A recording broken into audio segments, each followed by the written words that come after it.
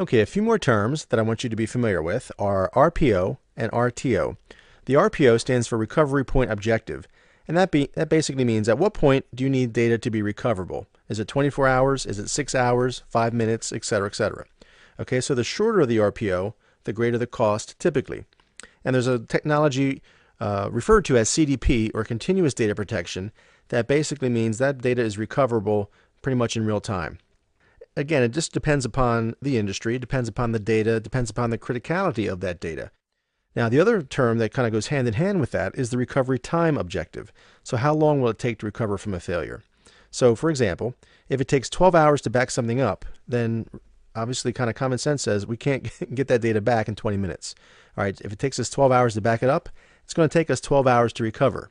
So the RPO and RTO kind of go hand in hand. If we're doing things so that we have a very short RPO window, well, then the time it takes to recover back from that is also going to be much shorter as well. However, if we take a once a day backup and it's a 2 or 3 hour window, well, it's going to take us that 2 or 3 hours at least to recover.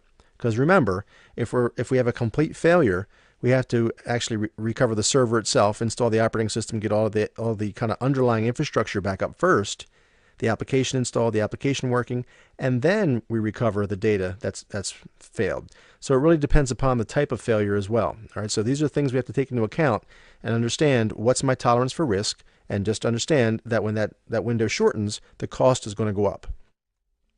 Okay, so another concept kind of going hand in hand with an RPO and RTO is a business continuity plan, or BCP. We need to make sure that we define our RPO and our RTO, and within that BCP, or the business continuity plan, and understand the impact and the cost of those decisions. And again, this doesn't have to be an all or nothing. It can certainly be application by application. And we can have different tiers of backup and recovery.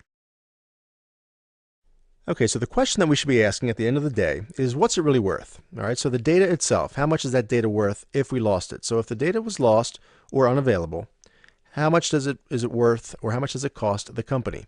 So, and you kind of factor that in with the cost of the protection scheme. All right, so as an example, it might cost $2 million for the protection solution. All right, sounds like a lot of money. But if it's protecting data that costs the company $5 million if it were lost, well, then it's more or less a no-brainer. Okay, it's much like buying insurance or car insurance. All right, so hopefully you never need it. But if you do, you're glad you have it, right? So you may go weeks, months, years, and not have a failure, not need to recover that data, and you're fine. You spent $2 million and it just gives you peace of mind. However, you spend that $2 million and then a week later, a month later, you have a massive server outage, and now you've got literally $5, $10, $15 million worth of data that if it's lost, that's going to create a major impact to the company. But you click your button, start your backup process, your recovery process, and you're back up and running within 30 minutes or an hour. Well, then that $2 million that you spent was actually money very well spent, because it saved the company, $5, $10, $15 million worth of loss. So it really just depends upon, again, the nature of the data. Okay, in this module, we covered a lot of information. Let's talk about real briefly what we covered. We covered different types of control types. We covered technical, management, and operational, and the various ways that we can put things in place to manage our risk. We talked about false positives and false negatives. We talked about the importance of policies in reducing risk, the privacy policy, the acceptable use policy, and security policies, so that we give written documentation and guidance to our employees so they understand what's acceptable, what is really considered to be proper business operations, and what is not.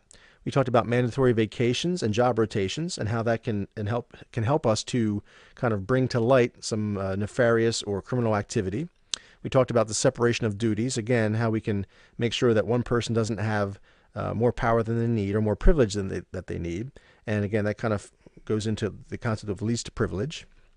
And we talked about the risk calculation, the likelihood of the risk, the annual loss event, the single loss event, or the annual loss expectancy rather, and then the annual rate, or the annualized rate of occurrence, all right, the ALE, the SLE, and the ARO. We talked about the impact and what basically the terminology means when we're talking about risk calculation. We talked about MTTR, the mean time to repair, the MTTF, the mean time to failure, and the MTBF, or the mean time between failures, and how that kind of factors into our proactive maintenance schedule, our scheduled downtime versus unplanned outages. And then we talked about quantitative versus qualitative, how we assign a monetary value to our loss versus a qualitative, which basically just assigns a numeric value. And then we talked about various vulnerabilities and how they can be basically exploited by hackers. Talked about the threat vectors and how those things tie together. And we talked about the probability and the threat likelihood. Again, all dealing with risk calculation and our tolerance for risk. And that leads us into risk avoidance, transference, acceptance, mitigation, and deterrence. Basically, do we want to just avoid it altogether? Do we want to transfer it to a third party? Are we going to accept a certain level of risk? And obviously, we're going to try to mitigate as much as possible. And then deterrence basically kind of falls back into our privacy policies, our mandatory vacations, security policies, and so on and so forth. So all of these things kind of tie in together. And then we talked about a few risks associated with cloud computing and virtualization. And then our RPO and RTO, our recovery time objective and our recovery point objective. So that was definitely an information-packed module. So I certainly hope you enjoyed viewing the material. I'd like to thank you very much for watching.